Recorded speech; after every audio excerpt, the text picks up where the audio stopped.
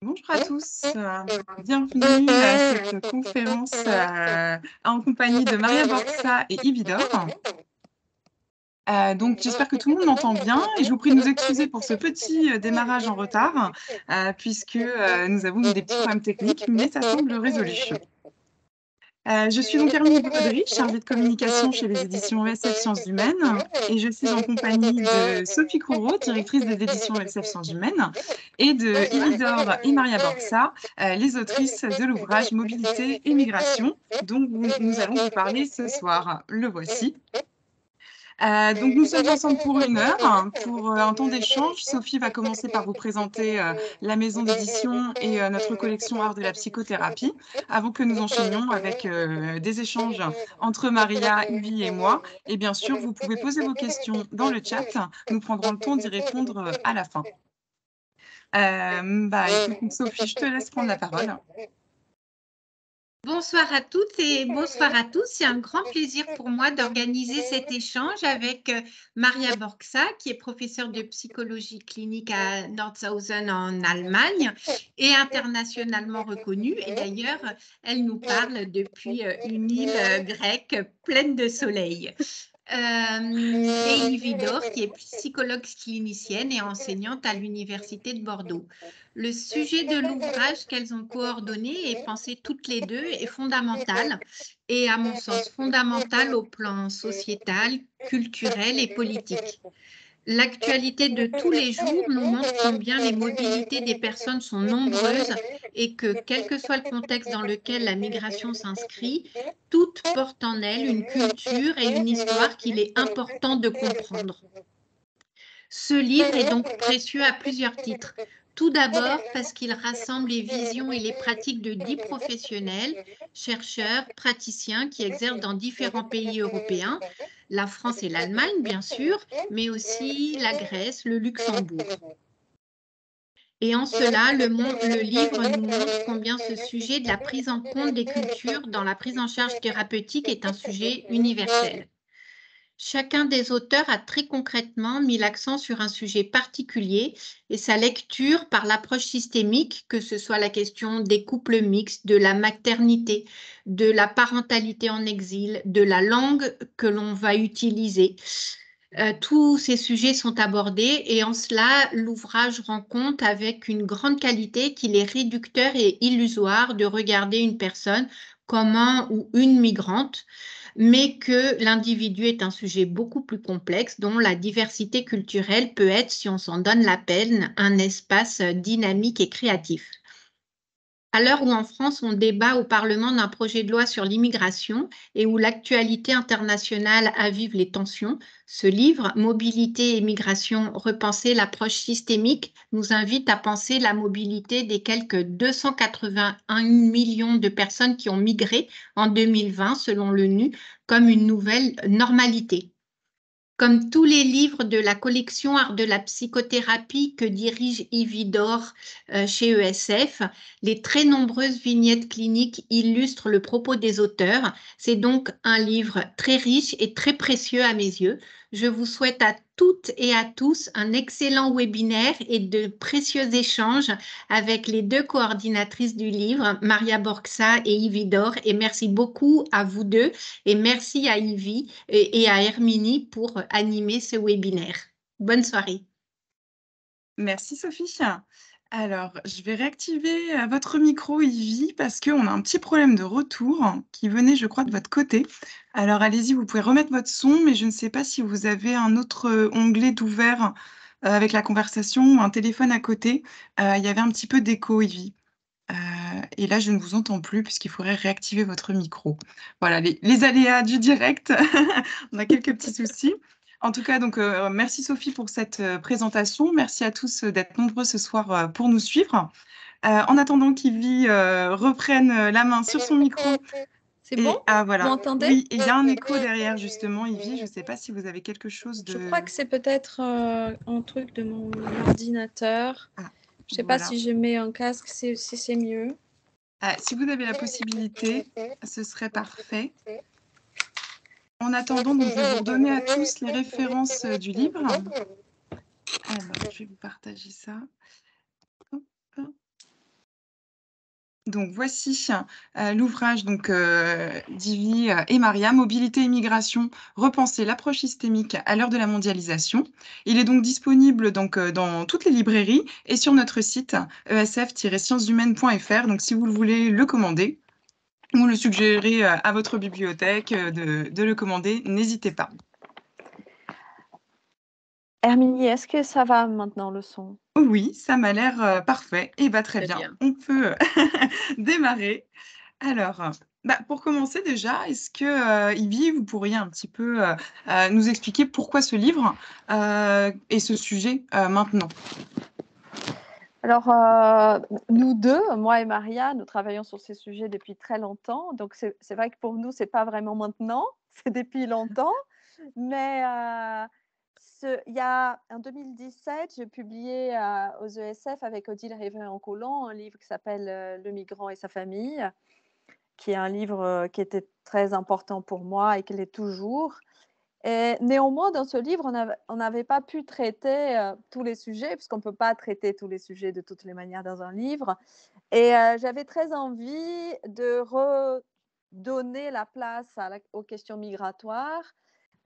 Et avec Maria, qui est quelqu'un avec qui je collabore depuis plusieurs années, cela a été assez facile puisqu'elle travaille sur ces questions depuis très longtemps et avec un regard un peu différent du mien. Et donc, l'idée de ce livre était justement de venir composer avec nos regards, pas de créer un seul regard, mais de montrer qu'on pouvait composer avec nos regards. Et au fur et à mesure de la construction de ce projet de livre, on en parlait avec Maria et Maria me disait, mais est-ce qu'on va écrire que toutes les deux ou est-ce que ça pourrait être intéressant qu'on invite à certains chapitres certaines personnes qui pourraient écrire avec nous? Cela ouvrirait encore plus ce livre et ça amènerait encore plus l'idée de la diversité de regards et de comment on la compose, qui est quand même, je trouve, la clé de la question migratoire, c'est-à-dire et des mobilités. C'est comment on compose avec l'autre qui est différent, qui ne pense pas comme moi, qui ne se comporte pas comme moi, qui n'a pas les mêmes codes et les mêmes règles. Et donc, on s'était dit oui, effectivement. Et donc, nous avons écrit l'une et l'autre chaque chapitre, ou bien nous avons écrit en invitant des collègues à participer à ce livre. Qu'est-ce qui nous a conduit aussi? Ça, c'est pour la méthode, on va dire. Qu'est-ce qui nous a conduit à vouloir écrire ce livre? C'est que la question de la migration et de la prise en charge des personnes en mobilité et des personnes venues d'ailleurs, d'une manière générale, nous semble encore assez à marge de la société, assez à côté, alors que, Sophie le disait tout à l'heure, plus de 180 millions de migrants dans le monde. Et si on pense la migration comme un événement qui traverse les familles sur plusieurs générations, alors on ne peut que imaginer que la prise en charge, qu'elle soit psychologique, éducative, sociale, scolaire, des enfants de migrants, des petits-enfants de migrants, doit aussi se faire sous le regard d'un professionnel qui est sensibilisé à ces questions. Et pour nous, l'idée, c'était de amener cela au devant de la scène, une fois de plus, peut-être quelquefois à contre-courant. Néanmoins, Sophie rappelait aussi l'actualité, c'est-à-dire que la question de la migration, elle est toujours au centre des questions politiques, pas toujours là où on voudrait qu'elle soit, bien entendu, mais c'est quand même une question qui nous traverse dans notre vie quotidienne, mais aussi dans notre vie professionnelle. Donc, l'idée de ce livre, c'est de donner aux professionnels des possibilités supplémentaires pour penser la migration, pour penser les mobilités, de manière à penser le sujet de manière un peu globale et inclure ces éléments-là comme des leviers dans le travail clinique. Voilà, peut-être que Maria veut dire peut-être aussi un mot sur ça. Oui, peut-être. Bonsoir à toutes et à tous merci d'être venus. Alors, c'est aussi les migrations et mobilité nous engagent aussi au-delà de la clinique. Ce livre est aussi une déclaration d'intention contre une forme de réductionnisme au sujet de la migration, parce que souvent on regarde les individus seulement comme un migrant et réduire d'une manière à un aspect de son identité qui ne rend pas compte de sa complexité de sujet.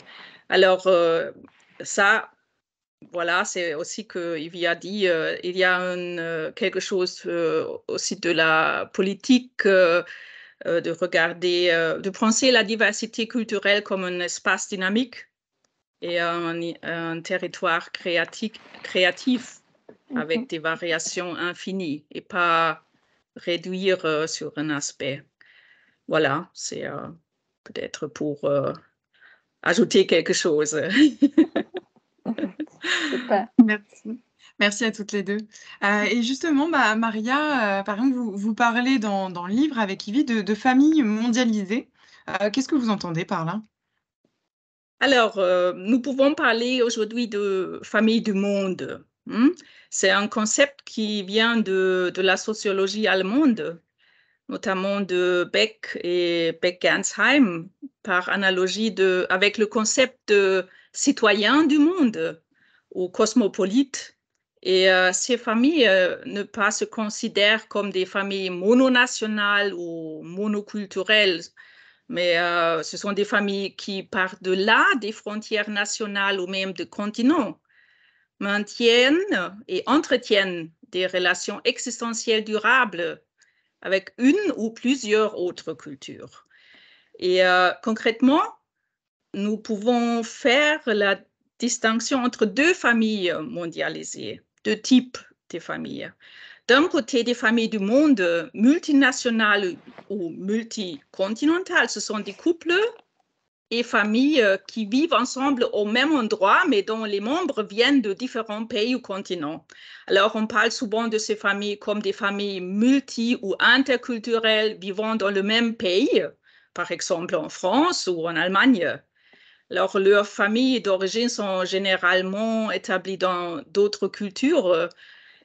Notre savoir et notre action professionnelle dans le contexte de la migration se réfèrent le plus souvent à ce type de famille.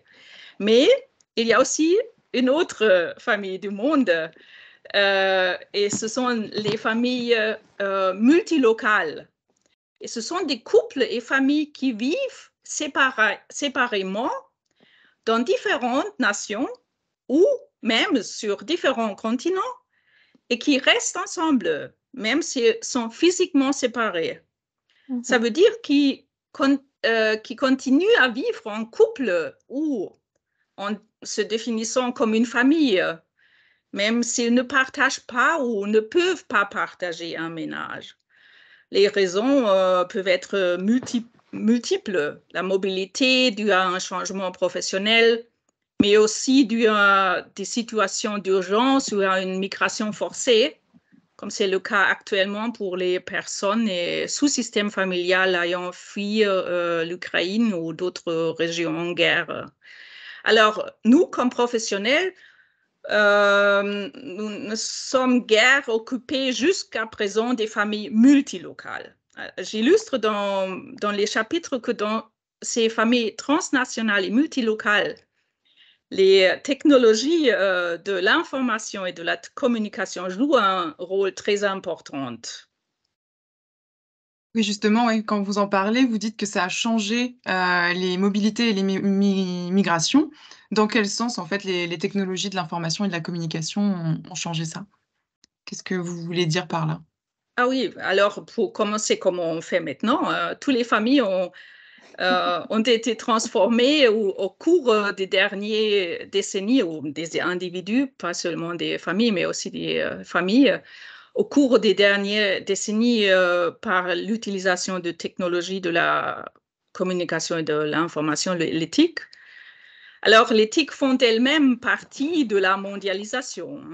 Ils peuvent faciliter toutes les formes de communication quotidienne, notamment en cas de séparation géographique, que ce soit dans le quartier, un autre pays ou un continent éloigné. Alors, la particularité dans le contexte de la mobilité et de la migration est que la communication quotidienne est maintenue.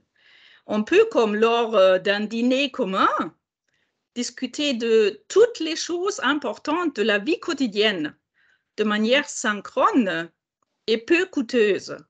La seule difficulté est le décalage horaire. De cette manière, les gens restent connectés entre eux, contrairement à l'époque où l'Internet et les smartphones n'existaient pas.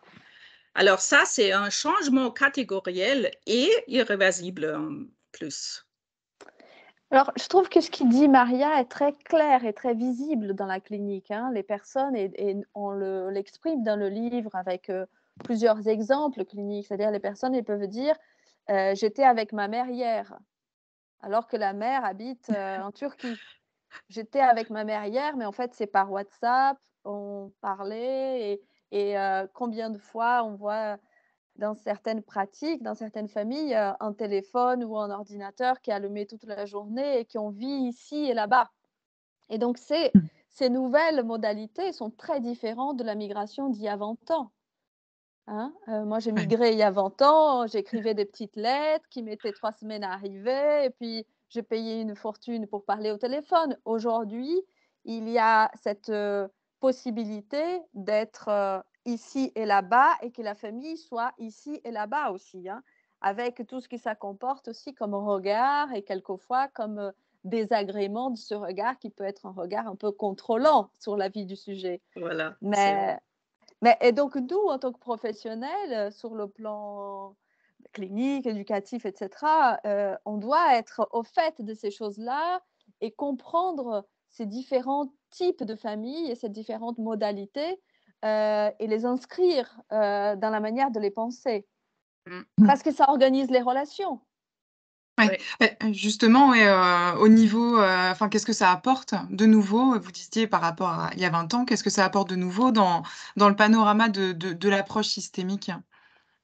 Ah oui, cela signifie pour le travail systémique que nous devons changer radicalement de perspective. Ce ne sont pas seulement les personnes assises devant nous qui sont importantes, mais peut-être aussi beaucoup d'autres qui ne sont en contact avec la famille que virtuellement. Cela signifie que nous devons nous renseigner explicitement sur ces autres personnes si elles ne deviennent pas d'elles-mêmes un sujet de conversation. Par exemple, si on fait un génogramme ou quelque chose comme ça, alors il faut se renseigner. Et ces autres personnes éloignées peuvent être des contraintes, mais aussi et surtout des ressources que nous pouvons intégrer dans la thérapie familiale par la télécommunication. Alors, depuis la pandémie de Covid, il est devenu plus courant pour de nombreux thérapeutes de proposer des thérapies en ligne.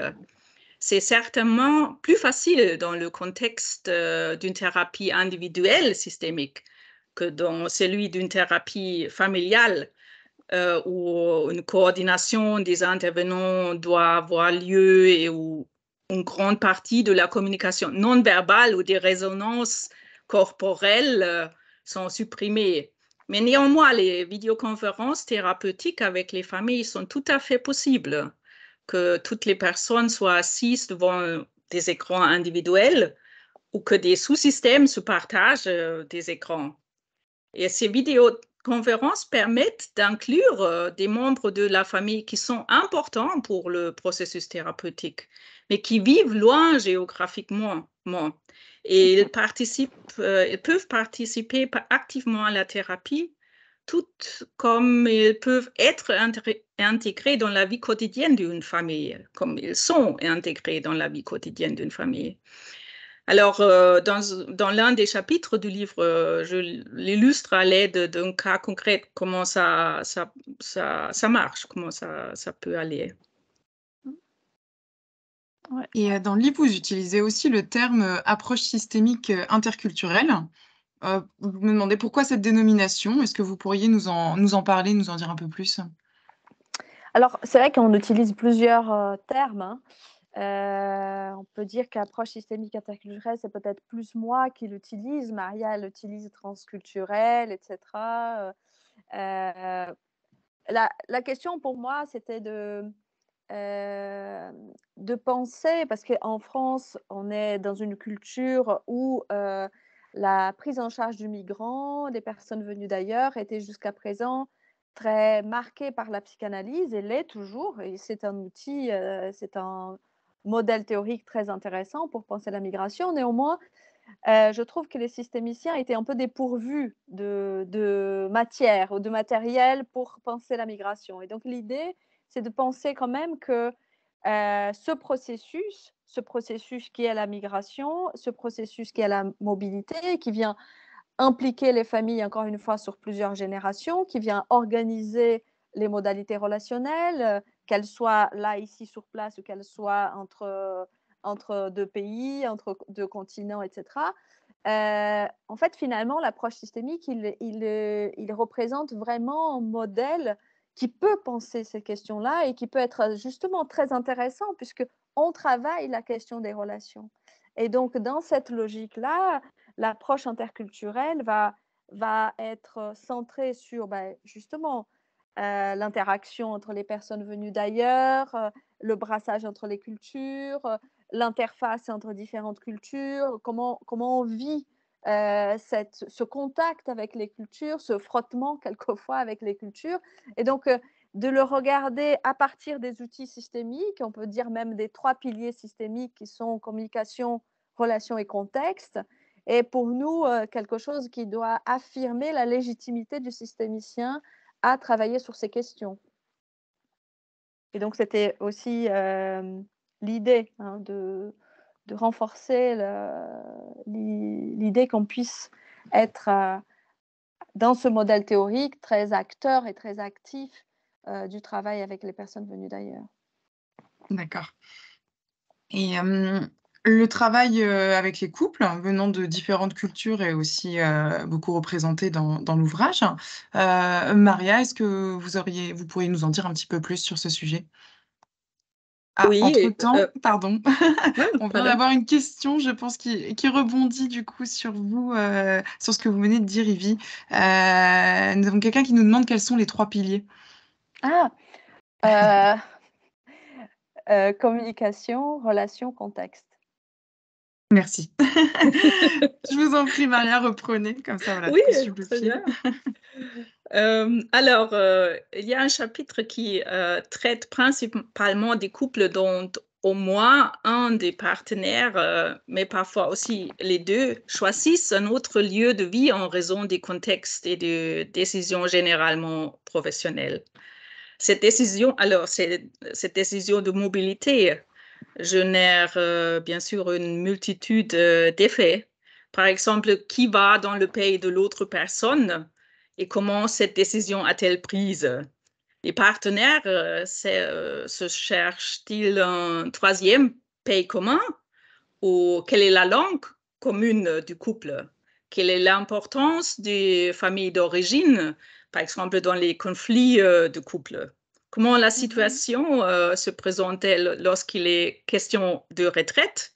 Est-il parfois préférable d'opter pour un arrangement de type living apart together, c'est-à-dire mener un partenariat multilocal afin de sauver la relation? Alors, ce processus ou le processus structurel de construction est sont similaires pour tous les couples. Alors, il s'agit de créer leur propre horizon de croyances, de valeurs et des normes communes. Dans un couple inter- ou transculturel, certaines compréhensions, certains principes et comportements peuvent différer en raison, c'est clair, de la socialisation personnelle de chacun dans les cultures différentes. Et par ailleurs, des différences peuvent être attrayantes parce qu'elles libèrent l'individu de certains aspects de sa culture d'origine, vécus comme problématiques ou restrictifs quelquefois. Alors, entrer dans une relation de couple qui transcende ses propres modèles de socialisation biographique et culturelle est une confrontation au niveau le plus intime avec l'autre culturel. Hein? Et il y a des concepts, il faut d'empathie culturelle et souvent un recadrage culturel. Et ce chapitre met en lumière ces questions à l'aide d'exemples de cas concrets. Oui, et dans le livre, on a d'autres exemples de couples mixtes aussi. Enfin, la question de la mixité, quand c'est pas un livre sur les couples, hein. Néanmoins, il y a 2 ou 3 moments où on va aborder aussi cette question et je trouve que c'est un élément important de la clinique.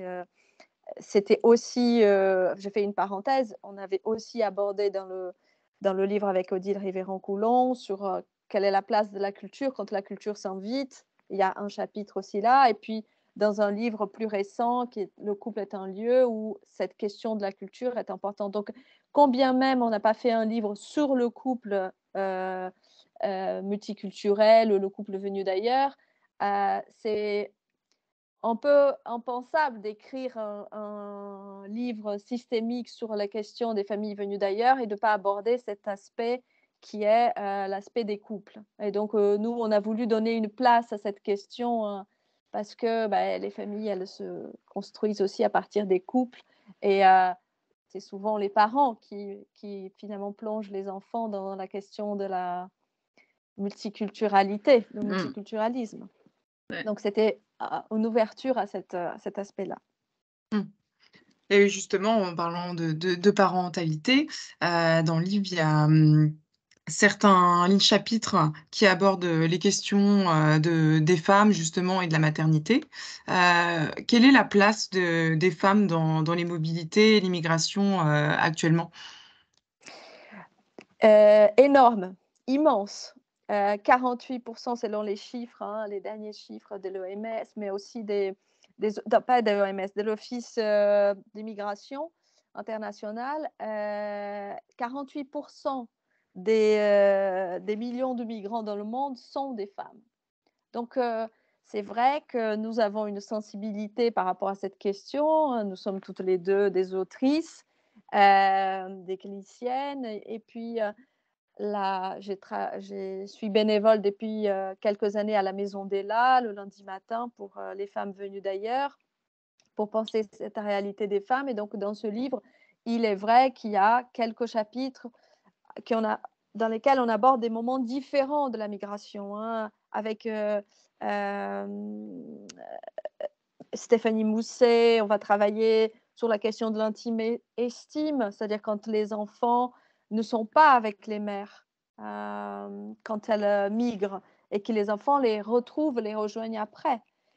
Toute cette retrouvaille-là, toutes ces rencontres, comment ça vient s'organiser dans la vie psychique de l'enfant, mais aussi comment ça vient se structurer avec les mères.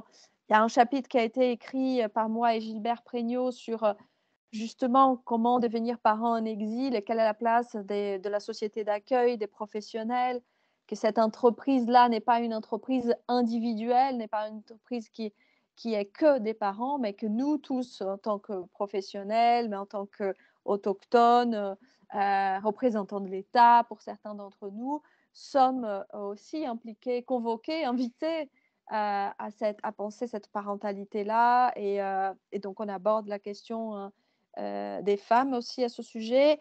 Et puis, la question des violences avec Véronique Durand, hein, c'est-à-dire que les femmes, elles sont quand même très souvent mobilisées dans ce processus migratoire, dans certains contextes, parce qu'elles vivent des violences dans leur pays d'origine, certaines d'entre elles, et puis quelquefois le parcours migratoire, en fonction des contextes aussi, évidemment, peuvent être des parcours où elles vont rencontrer de la violence. Donc, on a souhaité aussi aborder cet élément de la migration des femmes, qui est aussi un élément lié à leurs conditions dans le monde. Donc, c'est vrai que quand je dis là dans le monde, ça me fait penser que ce livre, il est un livre dans lequel nous avons des exemples cliniques des 4 continents, hein. Nous ne sommes pas cantonnés qu'à ce duo Europe-Afrique qui quelquefois devient un peu le centre de nos préoccupations. Nous avons des exemples cliniques de personnes qui viennent d'Amérique du Nord, d'Amérique du Sud, d'Asie et d'Europe, hein, et des migrations à l'intérieur de l'Europe. Et ça donne aussi une diversité. Ce n'est pas, encore une fois, un livre qui raconte que la situation des femmes. On parle des des MNA, des mineurs non accompagnés, etc., et puis du couple, etc. Mais il est vrai que nous avons donné une place à à ces migrations, à ces migrants, toutes ces femmes en mobilité qui font partie, pour lesquelles le chiffre grandit tous les ans. Je sais pas si tu veux dire un mot. Ouais. Maria, vous voulez Oui, ça compléter? va, non? Je trouve c'est là. Je vais enchaîner alors avec la question suivante. Dans l'un des chapitres, il est aussi question de l'utilisation des différentes langues en thérapie. Quelle importance vous accordez à tout ça? Ah, voilà, alors la langue, le langage est bien sûr un élément essentiel de la thérapie, hein. Et dans les couples ou les familles transculturelles, la langue de la thérapie peut être un choix commun, explicite, si le thérapeute connaît plusieurs langues. Et parfois, elle est aussi prise à l'avance par les clients. Je donne un exemple. On trouve aujourd'hui sur l'Internet de multiples offres sérieuses, hein, pour ceux qu'on appelle des expatriés. Alors, le conseil de couple en ligne peut alors avoir lieu dans la langue commune du couple, par exemple en français ou en anglais. Le couple peut vivre en Jordanie, par exemple, et la consultation en ligne est avec un thérapeute qui vit à Nice. Dans la langue commune, peut-être français ou anglais.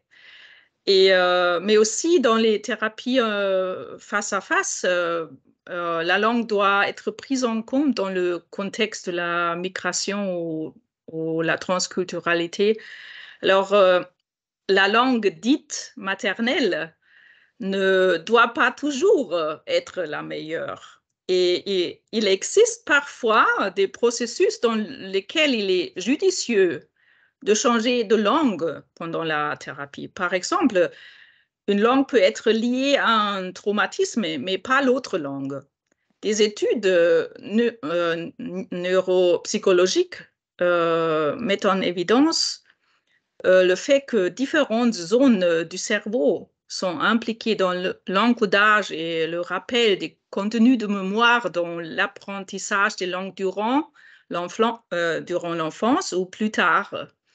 Alors, le système limbique est en outre plus fortement lié à la représentation sensorielle non verbale associée à la première langue.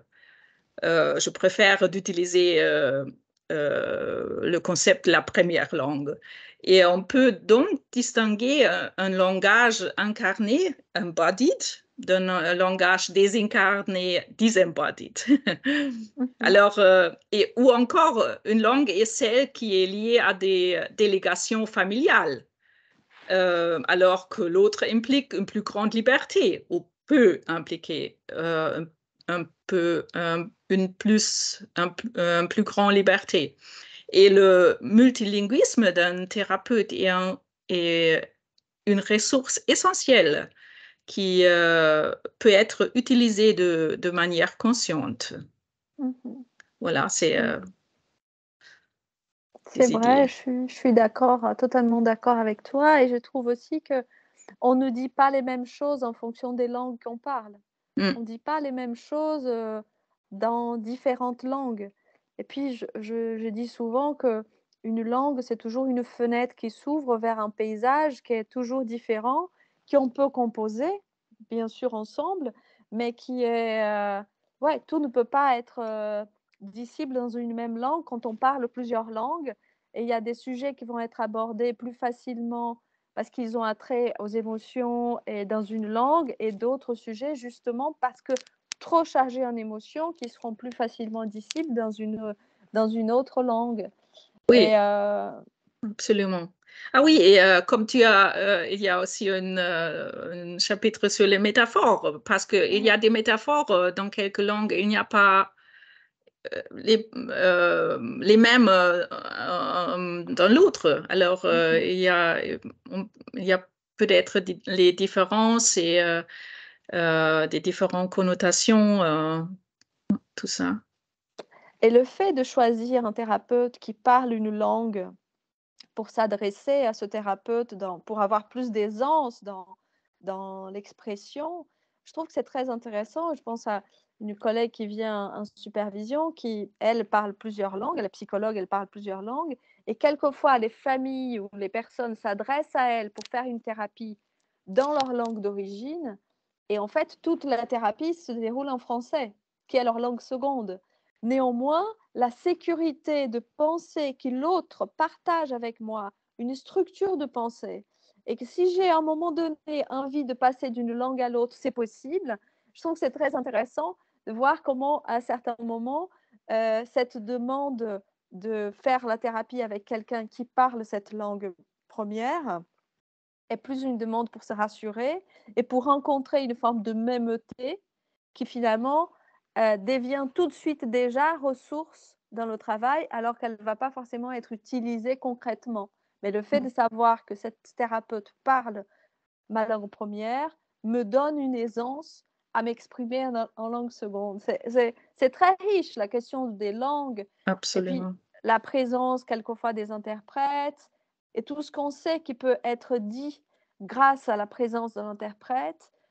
Et aussi dans d'autres contextes, tout ce qu'on sait qui ne peut pas être dit, justement parce qu'il y a un interprète et que cet interprète devient un peu représentant de cette culture première ou de cette langue première et que c'est difficile à dire certaines choses. On voit bien dans les thérapies comment ça va bouger à partir, et même dans les accompagnements d'une manière générale, comment la présence d'interprète peut être un vrai facteur de favorisation parce que la langue, c'est quand même un véhicule, enfin, un moyen quand même très important d'aborder l'autre, mais comment ça va devenir aussi quelque chose qui freine à certains moments.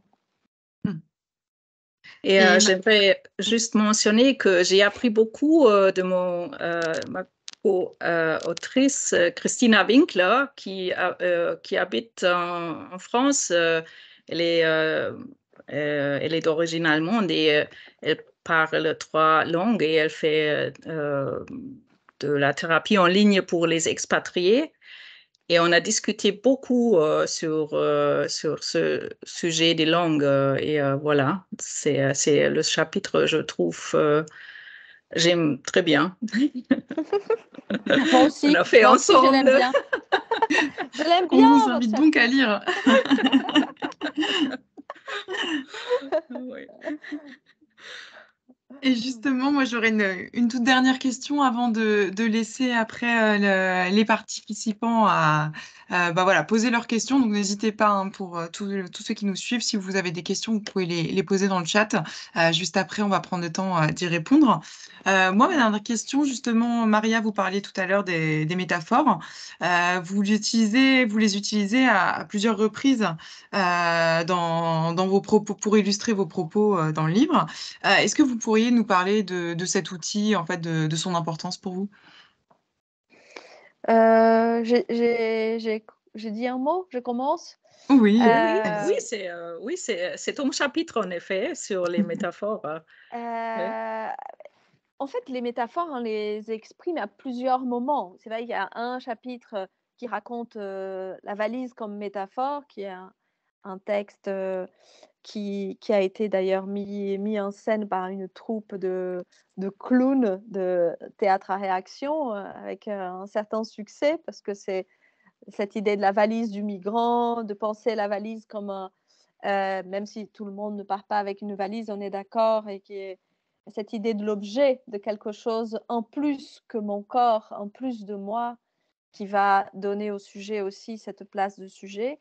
Mais il y a plusieurs chapitres, on aborde la question des métaphores, parce que je pense que les métaphores, la métaphore, c'est le passage d'un langage digital en langage analogique. On invite le sujet à imaginer, à penser une réalité tridimensionnelle, où on imagine des scènes quand on fait des métaphores. Et donc, je trouve que dans le processus créatif de la thérapie, quelle qu'elle soit, les métaphores ont une place assez importante, surtout l'approche systémique, on le valorise, puisque dans l'approche systémique, comme vous savez, on n'est pas neutre, et donc on peut faire des associations libres devant la personne qui est là ou les familles qui sont là, et puis on peut partager avec eux d'où viennent ces associations. Et donc, on peut dire, ça me fait penser à, on dirait que, etc. Ou dans mon pays, on dit ça, dans ma langue, on dit ça comme ça. Et puis, on va associer à des éléments qui sont aussi peut-être plus accessibles quelquefois. On reconnecte le sujet avec la réalité du quotidien, avec quelque chose qui est plus pratique et moins peut-être théorique, quelquefois est difficile. Et donc, dans l'accompagnement des personnes venues d'ailleurs, dans la migration, c'est quand même un élément, je trouve, qui fait vraiment pont entre les différentes cultures, qui fait vraiment pont entre différentes langues. Dans le chapitre qu'on a écrit avec Vera Tsanova sur les MNA, les mineurs non accompagnés, on fait un lien comme ça avec l'utilisation d'une métaphore de comment on va pouvoir aussi attraper, entre guillemets, le sujet, arrimer le sujet par ces outils qui sont des outils qui racontent notre expérience de vie. Hein. Parce que dans le processus d'accompagnement du migrant, j'entendais Francine Rosenbaum parler de ça et je suis tout à fait d'accord avec elle que, en fait, pour différentes cultures, pour des sujets venus de différents pays, quelquefois les diplômes qu'on accumule ne comptent pas vraiment. Ce qui compte, c'est plutôt notre expérience de vie. Et ces métaphores-là racontent notre expérience de vie, nous rendent accessibles, nous ramènent dans une forme d'humanité commune et partagée. Et ça, c'est quand même, je trouve, très riche du point de vue clinique. Merci beaucoup, Yvi. Alors, pour l'instant, je pense que on a fait le tour, que vos réponses ont été très complètes, parce qu'on n'a pas de questions. Donc voilà, n'hésitez pas, il nous reste encore 10 minutes, si jamais vous avez des questions sur le livre. En attendant, donc, je vais rappeler les références. Donc, c'est Mobilité et migration. Donc, repenser l'approche systémique à l'heure de la mondialisation, donc de Ividor et Maria Borxa, qui est disponible donc, dans toutes les librairies et sur notre site esf-scienceshumaines.fr où vous pouvez le commander. Je vous remets dans la conversation le lien si besoin. Eh bien, pas du tout de questions. Je pense que vous avez été vraiment très, très clair. Oh, mais ça va venir, ça y est, je crois qu'il y a des questions qui arrivent là. Voilà. Ouais. Non, à part les 3 piliers de tout à l'heure, voilà. Est-ce que vous auriez peut-être un complément, un dernier mot à dire avant de clôturer peut-être, Yvi ou Maria? Oui, alors peut-être on se rencontrait en Brésil pendant alors Yvi et moi, c'était un symposium sur la migration. C'est vraiment c'était le début de notre coopération. Et oui, je me souviens. Alors on a suivi un trajet, on pourrait dire, un voyage ensemble sur ce sujet, je crois. Et notre société change. Et il faut que nous, comme systémiciens, il faut s'adapter aux moyens avec les interventions. Voilà, il y avait une question là. Oui.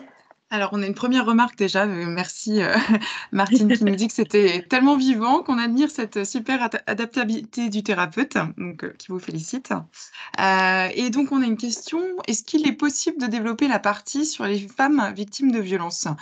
C'est vrai que vous en parliez tout à l'heure, mais peut-être qu'on peut en reparler un peu plus longuement.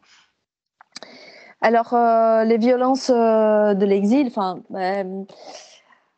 donc, il faut penser que dans de nombreux pays, les femmes se marient, par exemple, très jeunes, sont mariées de force très jeunes. Dans de nombreux pays, trop nombreux encore, elles vivent l'excision.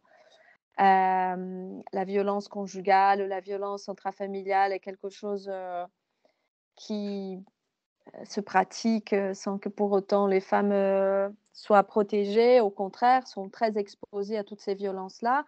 Et dans certains types de migrations, c'est-à-dire souvent les migrations qui ont comme étiquette la migration économique, quand on entend le discours des femmes, on entend un discours qui est plutôt un discours pour fuir la violence et pour trouver de la dignité, pour trouver une place de femme. Et malheureusement, quelquefois, dans ces trajets migratoires, elles sont exposées à de nombreuses violences durant la trajectoire, parce que cette trajectoire, pour certaines, c'est à pied, sur des bateaux, en passant par des camps, des réfugiés, ce qui est encore une fois n'est pas le cas de toutes les migrations de femmes, mais dans certaines migrations.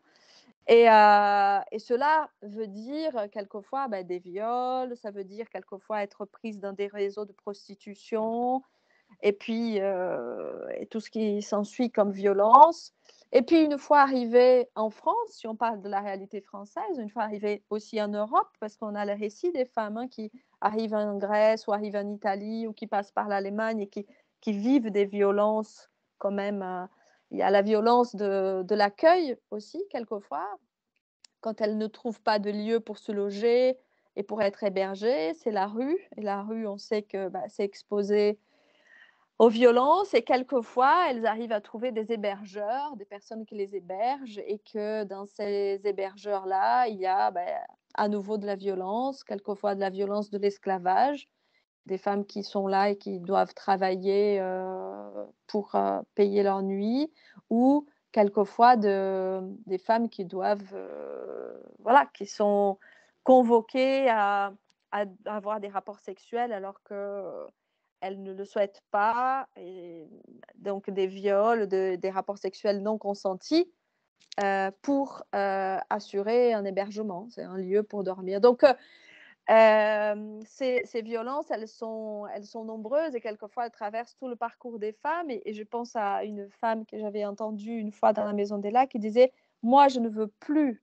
me marier. Je suis pas… » On parlait d'hommes, de relations amoureuses. Certaines disaient « Moi, je cherche, je voudrais tomber amoureuse pour une fois dans ma vie, je voudrais avoir une relation. » Et une d'entre elles disait « Mais moi, je veux être libre et je ne veux plus me préoccuper avec ces questions-là, et je pense que je ne serai libre que si je suis seule. » C'est-à-dire, il y a aussi une forme de crainte de cette relation à deux, qui peut être une relation forcément où il y a de la soumission, du pouvoir qui s'exerce, etc.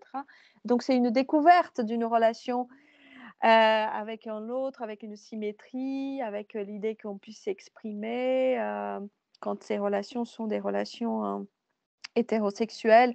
Les hommes sont, pour certaines femmes, une vraie menace, surtout quand elles ont vécu des choses très difficiles. Et puis après, c'est surtout de ce genre de migration dont nous avons parlé.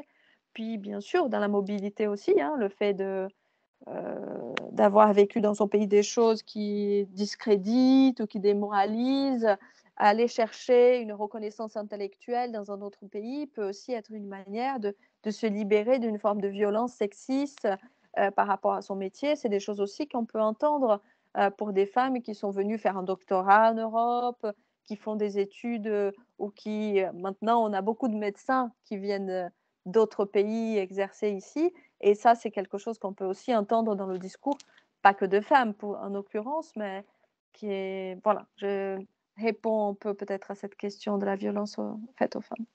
Merci, Evie. On a aussi une demande de…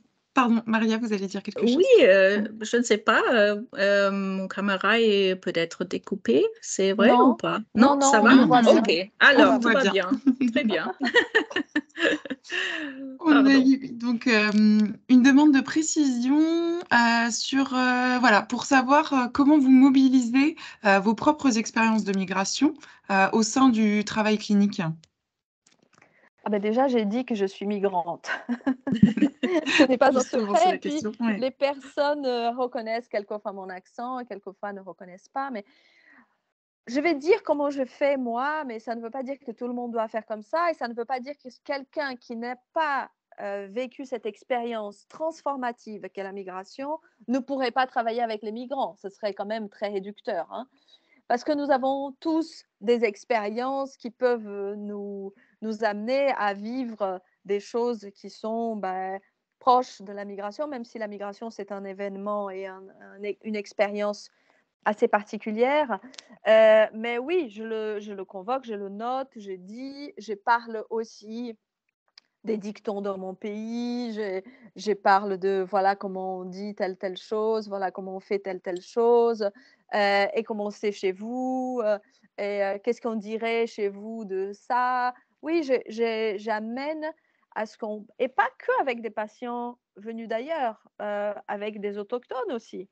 La question de cette double appartenance culturelle du thérapeute peut être aussi un atout au service de la clinique. Donc, ce n'est pas pour moi quelque chose que j'utilise exclusivement quand je travaille avec des personnes venues d'ailleurs. C'est quelque chose qui est pour moi un levier dans la clinique, cette ouverture culturelle, mais aussi cette ouverture sur des différentes langues, cette ouverture sur un ailleurs qui est au-delà des frontières et qui est intrapsychique, intersubjectif.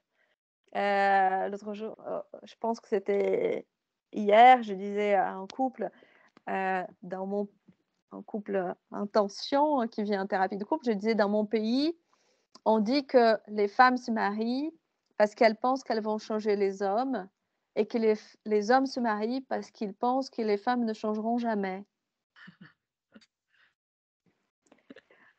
Et on s'est arrêté là. Je dis, ben, réfléchissez à cela et puis on en parlera la prochaine fois. C'est une ressource. Et je pense que quelquefois, c'est un peu vrai. Et ce n'est pas que pour les couples mixtes de genre mixte. Je pense que c'est quelquefois vrai dans les couples de vouloir être avec un autre parce qu'on pense que cette personne va rester comme ça et qu'elle ne va pas bouger, ou de vouloir être avec un autre parce qu'on se dit, mais tel potentiel, ça serait tellement bien qu'elle soit ou qu'il soit comme ci ou comme ça. Donc, j'amène une idée et puis comment cette idée va faire le chemin. Et le fait que cette idée soit une idée exotique qui vienne d'ailleurs peut aussi ouvrir à la curiosité. Donc, ça amène quelque chose un peu de nouveau, de différent, et je pense que c'est une ressource. Merci, Vie. Une dernière question aussi, une demande. Est-ce que vous pouvez revenir rapidement sur l'usage justement des moyens de communication facilités par les nouvelles technologies et plus concrètement sur les aspects peut-être parfois plus négatifs de ces derniers? Effectivement, est-ce que les technologies de l'information et de la communication ont aussi un revers négatif? Ah oui, bien Voilà. sûr. Alors, on a vu ça pendant la pandémie. Hein. C'est quelque chose qu'on peut utiliser, mais c'est un moyen de communication qui est restrictif d'une certaine façon. Alors, comme j'ai dit, il n'y a pas une résonance corporelle, ou on ne peut pas travailler, par exemple, avec les sculptures des familles, où il y a des interventions, c'est pas possible. Alors, on échange plutôt l'information, hein? Mais ça peut être très important. Et intégrer les membres de famille avec une voix vivant. Alors, alors ça, c'est plutôt positif, mais dans le contexte de mobilité et de la migration, je trouve que c'est plutôt positif, les effets d'éthique, d'utilisation des TIC.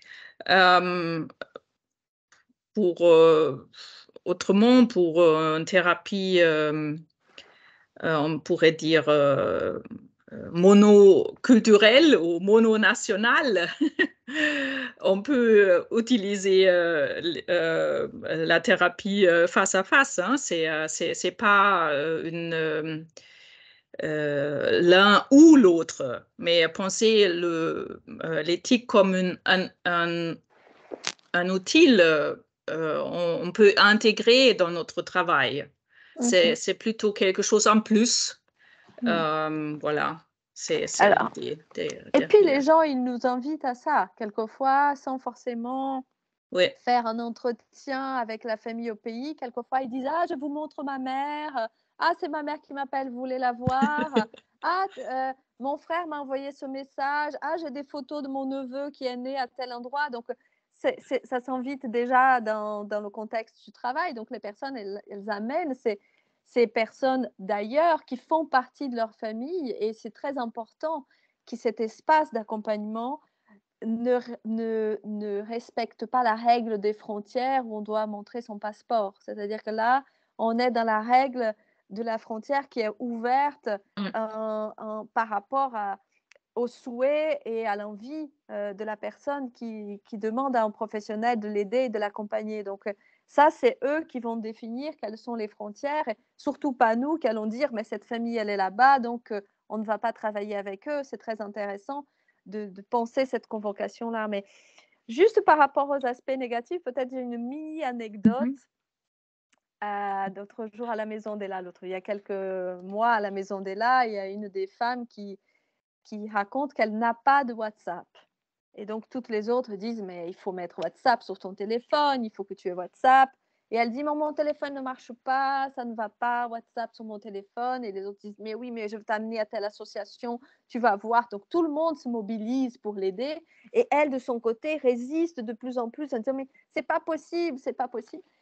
Et puis, en voyant cette danse-là entre celles qui voulaient l'aider à tout prix, à avoir l'outil qui nous permet un contact direct, quotidien, absolument libre, le grand boulevard avec la famille restée au pays, j'ai proposé l'idée que peut-être que c'était difficile aussi que tout le monde puisse nous contacter quand ils veulent, que toute la famille soit accessible, qu'on doit raconter toute notre vie, que les gens doivent voir tout ce qu'on fait et là où on est, et que c'était peut-être aussi quelquefois une manière de ne pas pouvoir avoir WhatsApp, c'était une manière de pouvoir créer aussi une forme de protection par rapport à ce qui pouvait être impossible de freiner tout seul.